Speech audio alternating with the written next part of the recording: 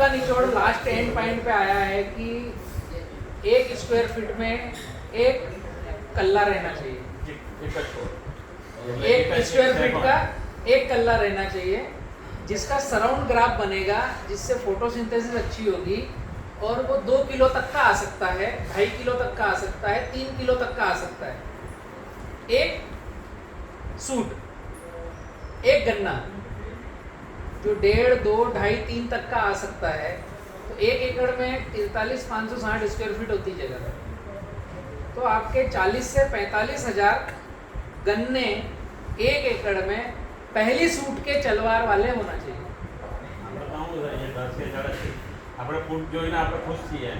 बहुत ज़्यादा ट्रिलिंग या बहुत कम ट्रिलिंग कोई मायने नहीं रखेगी। 1 किलो मूंगफली 40-80 टन तो एम થઈ ऐसा होता ही है। ये किसी भी एग्रोनॉमिक्स की थ्योरी पर जाओगे गन्ने में, 40-80 हज़ार એટલે तो ये थंब रूल है कि आपके खेत में 40,000 सूट होना चाहिए। अब सेकेंड पार्ट में आता है कि आपको पील पत्ती निकालना है, तो हमने पील को छोड़ दिया है, पत्ती निकालने को गन्ने में पकड़ रखा है कि पत्ती निकालना है। अभी किसी से भी एग्रोनॉमिस्ट से बात करो, किसान से बात करो, कुछ भी बात करो, बात होती है पील पत्ती निकालने की, तो किसान तक बात पहुंची है पत्ती निकालने की। उसका पूरा एक साइंस है, एक कॉन्सेप्ट है। फर्टिलाइजर कहीं किसी कोने में बाहर खड़ा है, वो अंदर आने भी मत दो उसको, हम फर्टिलाइजर को अंदर लेके आते हैं, वो गड़बड़ी है। अभी जो हम किसान पाठशाला ग्रुप में जो R&D किया है, जो 5-6 साल से हम तैयारी कर रहे हैं, हमारी R&D का कुछ मैं आपको नंबर्स बतलाता हूँ, मैं कुछ आंकड़े बतलाता हूँ, उससे आपको समझ में आएगा। हम लगा रहे हैं लाइन से लाइन 5 फीट, पौधे से पौधा 7 फीट। एक पौधा यहाँ लगाया, अगला पौधा 7 फीट दूर लगाएंगे, जैसे केला लगाते हैं। कॉन्सेप्ट समझ में आ रहा है? किसान लगाता है लाइन से लाइन 4 फीट, और पेरी से पेरी टक्कर पद्धति, उसमें भी गैप फिलिंग करना पड़ती है। डबल लगाते हैं ना, टक्कर पद्धति में 30 क्विंटल गन्ना आपका 1 एकड़ में लग गया। डबल टक्कर। एक्चुअल में कॉन्सेप्ट पर हमें जाना पड़ेगा कि एक साथ सूट कैसे निकल के आए, 40,000 गन्ने कैसे बने। तो आपको लाइन से लाइन 5, पौधे से पौधा 7 पर अगर गए आप, तो आपके 1 एकड़ में 1250 पॉइंट बने जहां आपके पौधे हैं। 1250 पॉइंट बन गए जहां आपके पौधे हैं। अब अगर आपको 1 एकड़ में चाहिए 43,000 प्लांट भागित 1200, तो एक भिर्रे से आपको 35 कल्ले चाहिए। 50-100 हिडन छोड़ दो, जो गैप फिलिंग में चले गए, बाहर किनारे के चले गए। एक भिर्रा जो है उसमें 35 कल्ले चाहिए। कॉन्सेप्ट समझ में आ रहा है? रिवर्स मैकेनिज्म पे आना पड़ेगा, हमें आउटपुट लेना है। 35 कल्ले चाहिए, तो 35 कल्लों में से एक पौधे से आपको कितने कल्ले चाहिए, उस पे जाना पड़ेगा। तो उस भिर्रे में कितने पौधे होना चाहिए, आप वहां पर पहुंच जाओगे। 35 भागित आप अगर 3 करोगे, तो एक पौधे से आपको 10 से 11 कल्ले मिलेंगे एवरेज।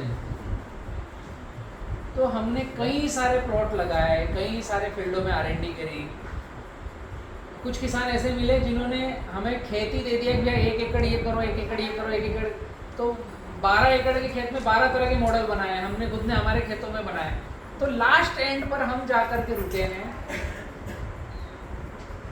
3 आंख का पौधा, 3 सूट वाला पौधा, जिसकी 14 आंखें हो।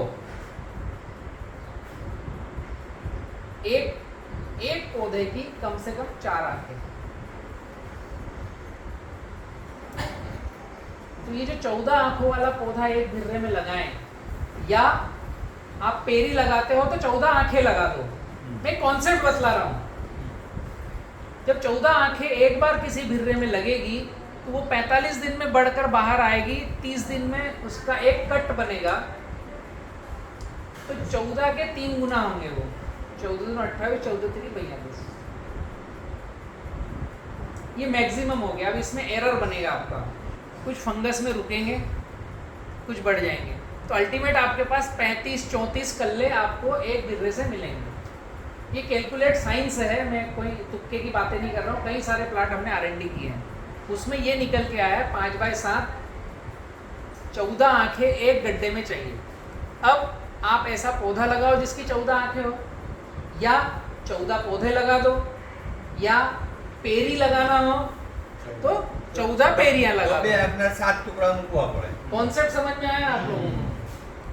भिर्रे आपके बनेंगे 5x7 1250। सिंगल आइबर लगे तो भी 14 लगाना पड़ेगा। हाँ, तो 14 लगा दो जो सूट 14 चल रहे हो, बट उनका वन शॉट जब वो बाहर आते हो।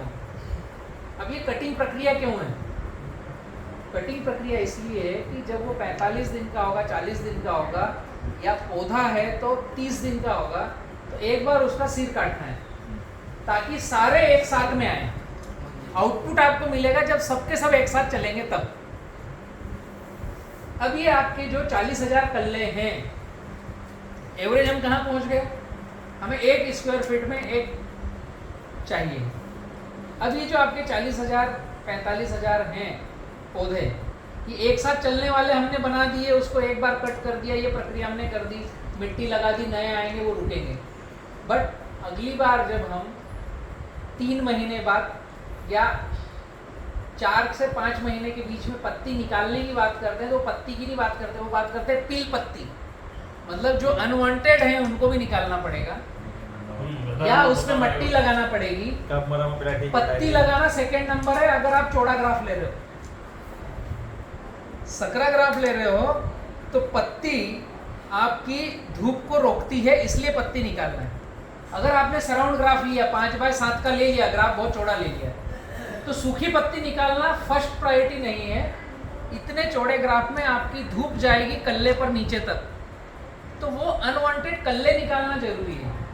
वो आपके मेन पौधे की बजाय वो भोजन खाएगा और उसमें शुगर प्रतिशत आएगा नहीं, वो बांड का काम करेगा। जब माल कटेगा उस दिन वो गाय भैंस को खिलाने में निकल जाएगा, वो फैक्ट्री में भी बहुत कम जाएगा, और फैक्ट्री में जाएगा तो शुगर फैक्ट्री की रिकवरी कम आएगी, तो अल्टीमेट आपके पास वो पैसे का रेशा कम बनेगा। हमें रिकवरी चाहिए, ग्राफ सराउंड चाहिए हमें, मतलब कि जिस शुगर फैक्ट्री को दे रहे हैं, हमारा तो ध्येय होता है हमें वजन चाहिए। रिकवरी कुछ भी है, हम मोटा गन्ना लगाते पानी वाला जिसमें रिकवरी आए कि नहीं आए, वो शुगर फैक्ट्री वाले भाई परेशान हो जाते हैं, यार इसमें रिकवरी नहीं आएगी, ये मत लगाओ। उसकी कोई सुनेगा नहीं उसकी परेशानी अपनी जगह, हमारी परेशानी अपनी जगह, हमें उत्पादन चाहिए तो वेट चाहिए। तो आपको 40,000 से 45,000 गन्ने सराउंड ग्राफ, और गन्ने की हर पेरी तक धूप कैसे पहुंचे और उसका हर पत्ता धूप कैसे ले। तो जब भिर्रा पद्धति में वो ऐसा फैलता है, भिर्रा होगा एक जगह तो ऐसा फैलेगा। हाँ, तो थोड़ी सी बंधाई करना है, ऐसे उसको टाइट नहीं करना है, थोड़ी सी बंधाई करना है कि उसकी पत्तियां तो फैली हुई रहे, ताकि रोशनी और हवा का संचार पूरे खेत में होता रहे। तो आपके खेत में रस चूसक कीट पतंग की मात्रा लगभग 50 से 70% तो केवल ग्राफ आपने लिया इससे खत्म हो जाएगी। ऐसा ग्राफ लोगे तो आप बीच में उसके स्प्रे करने के लिए जा सकते हो, तो बाकी की बची हुई आप उससे खत्म कर दोगे, तो रस चूसक यहाँ खत्म हो गए। इस तरह का ग्राफ लोगे तो सूर्य की रोशनी हर पत्ती तक जाएगी, तो उसमें न्यूट्रिशन वैल्यू आएगी, तो वो शुगर प्रतिशत को बढ़ाएगी, वजन को बढ़ाएगी। तो एक गन्ना आपका 2 किलो तक जा सकता है जब सारे पत्ते भोजन बनाएंगे। हाँ संजय भाई, जैसे ऊपर वाले पत्ते भोजन बनाते हैं ना, वो कोमल पत्ते रहते हैं, उनकी मांस मज्जा पेशी उनमें क्लोरोफिल सब नया नया है। ऊपर वाले पत्ते जब भोजन बनाएंगे सर, और जब नीचे वाले पत्ते भोजन बनाएंगे तो वो न्यूट्रिशन वाला भोजन बनाएंगे। जो डार्क हरे पत्ते होते हैं, लाइट हरे पत्ते भोजन अलग बनाएंगे, उनकी न्यूट्रिशन की गिनती कम होगी। हरे पत्ते, डार्क हरे पत्तों के भोजन बनाने की न्यूट्रिशन की क्षमता अलग होगी, जो वजन को गेन करेगी, वजन को बढ़ाएगी। हमारे गन्ने का वजन चाहिए ना हमें। मैंने शुगर फैक्ट्री के जो चेयरमैन साहब थे उनसे मैंने बात करी, मनोज जी ने बात करी कि तो मैंने कुछ अपडेट लिए, कुछ मैंने 25-30 प्रश्न पूछे। मतलब मैं आना चाहता हूँ आपके यहाँ, आप मुझे इनवाइट कर रहे हो, लेकिन मुझे हो क्या रहा है पहले वो बताओ। तो मैंने यहाँ का एवरेज उत्पादन पूछा तो 250 से 350 निकल के आया प्रति एकड़ का टनेज 25-30 क्विंटल, 25 से 30-35 क्विंटल, इससे ऊपर नहीं है, इसके अंदर है, एवरेज ये है। हम बात कर रहे हैं अगर ये प्रक्रिया करोगे तो मिनिमम 500 आता है, मिनिमम। आप किसान पाठशाला चैनल पर जाएंगे और 2890 नंबर का वीडियो देखेंगे तो मैंने उसमें गन्ने को काट करके तोल के दिखाया है, जो हमारे R&D के प्लॉट है 5x7 पर जो लगे हुए हैं। 2890 शुगर केन फार्मिंग किसान पाठशाला ये टाइप करोगे तो एक वीडियो आएगा। लगाया, हाइट, फिर निकाला, फिर कटिंग, फिर तोला, उसमें 2-3 वीडियो का समावेश है। ये छोटी सी बात है केवल कि ग्राफ क्या लेना है उससे उत्पादन बढ़ता है, गन्ने कितने होना उससे उत्पादन बढ़ता है। तीसरे नंबर पे आएगा कि गन्ने को आप कितनी बार नहला सकते हो, उससे उत्पादन बढ़ेगा। अभी मैंने कोई दवाई की बात नहीं करी, कोई टॉनिक की बात नहीं करी, मैंने बोला गन्ने को कितनी बार नहला सकते हो। पानी से स्प्रे करोगे तो भी उत्पादन बढ़ जाएगा। जितना नहाएगा उसको उतना मजा आएगा। आप चाहो तो रेन गन लगा सकते हो, आप चाहो तो ट्रैक्टर से स्प्रे कर सकते हो। सिंपल टेक्निक कि ज्यादा गन्ने को नहलाओगे उत्पादन बढ़ेगा। हाँ, 5x7 में zigzag ग्राफ केला जैसे लगा रहे हो वैसे ही गन्ना लगाना, उसको भी आप ड्रिप से करोगे तो बहुत अच्छा है।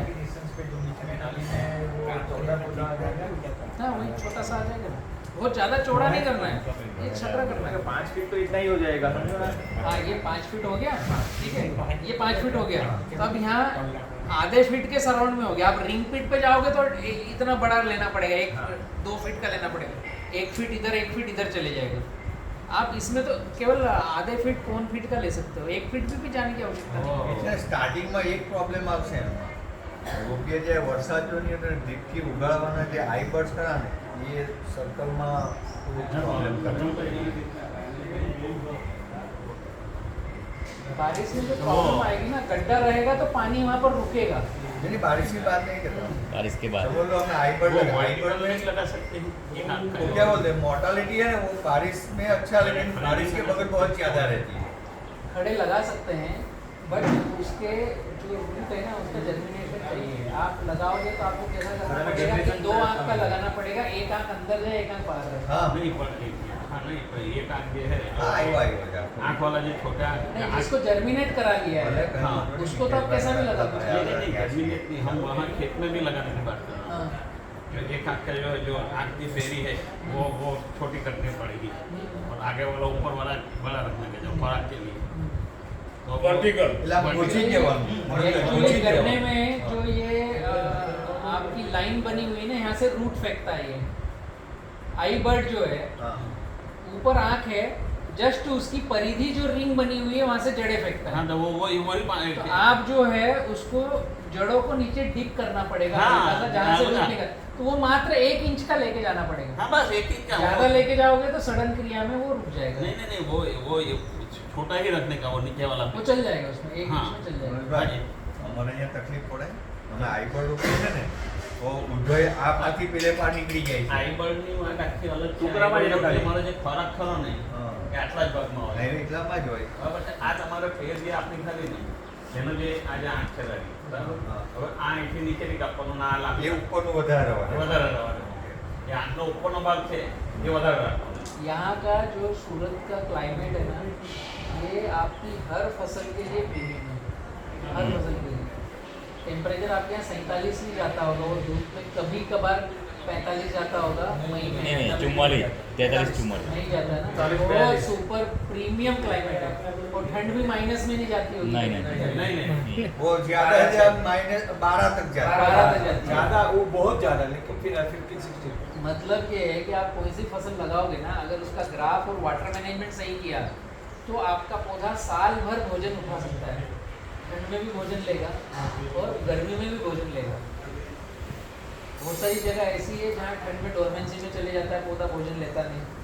गर्मी में हम जहाँ पर हैं वहाँ 47 डिग्री बढ़वानी में जाता है, तो वहाँ पर भोजन उठाएगा नहीं, पौधा एकदम रुक जाएगा, पत्तियाँ जलेगी, तना जलेगा। मतलब वो बहुत सारी एक एक्स्ट्रा एफर्ट लगाने वाली बातें हो गई कि क्लाइमेट कंट्रोल करो। हम जहाँ हैं सूरत में, यहाँ पर फसलों का मैक्सिमम आउटपुट लिया जा सकता है, पर हम 250 तक रुके हैं। 250 क्विंटल पर एकड़ पर ईयर पर रुके हैं। और गन्ना और केला ऐसी फसलें हैं जिनको एक बार लगा करके अनलिमिटेड सालों तक ले सकते हैं, अनलिमिटेड सालों तक। बट हमें सिखाया गया है फसल चक्र, वो गलत नहीं है बट सही भी नहीं है ना, उसका सिक्के का दूसरा पहलू भी। महाभारत देखी है ना हम सभी ने, उसमें द्रोणाचार्य को मारने के लिए बोला गया था, अश्वत्थामा मारा गया, वो अधूरा सत्य था। और बुलवाया किससे? युधिष्ठिर, धर्मराज युधिष्ठिर, जो कभी झूठ नहीं बोलता है। तो ये जितनी किसानों तक बातें पहुंचती ना, ये बुलवाते किससे हैं?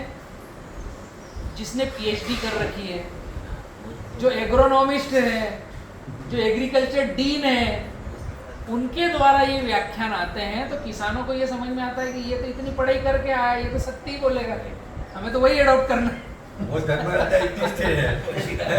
बुलवाने वाले जो कृष्ण है वो कहीं मल्टीनेशनल कंपनी के ऑनर है, वो घर पे बैठे हैं, उनको कोई मतलब, उनको पता है कि किसानों तक बातें कौन लेके जाएगा, तो एक अच्छा बड़ा एग्रोनॉमिस्ट बताएगा, वो किसान अडॉप्ट करेंगे। किसान खुद अपने खेत का डॉक्टर नहीं बन सकता क्या?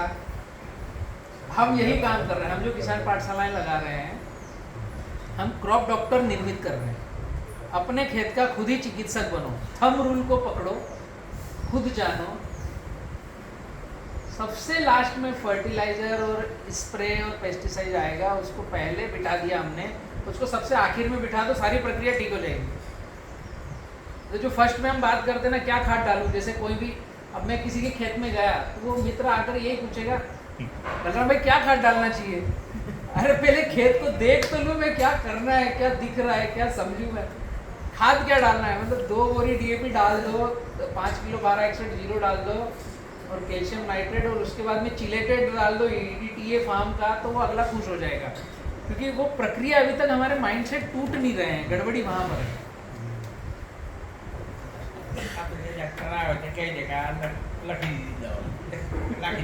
पर्ची बना के दे दो। પહેલો જ એવો કે ભાઈ કોની ટ્રીટમેન્ટ કરી, કોની ટ્રીટમેન્ટ કરી, આજ આપણી વાત હોય પહેલા। बहुत